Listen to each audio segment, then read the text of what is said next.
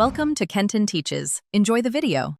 You'll start by using Google Earth Pro on desktop. It supports direct export. First, gather the features you want, place marks, paths, polygons, and organize them in My Places. Once organized, right-click the folder or item, choose Save Place As, and pick KML or KMZ. KMZ bundles images.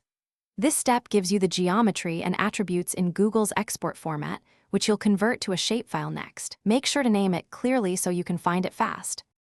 Once you have a KML, open QGIS for conversion.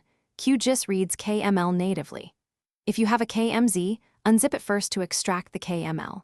In QGIS, use layer, right arrow, add vector layer, and load the KML.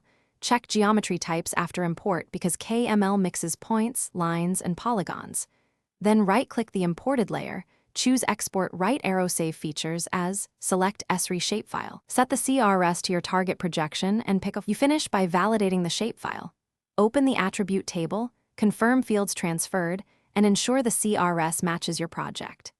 If KML contained mixed geometry types, separate them into distinct layers before exporting, because shapefiles require one geometry type per file.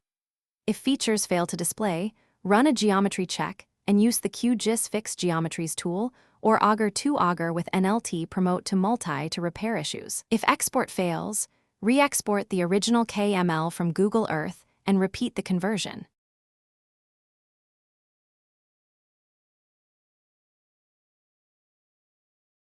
Thanks for watching. Please subscribe if this video was helpful.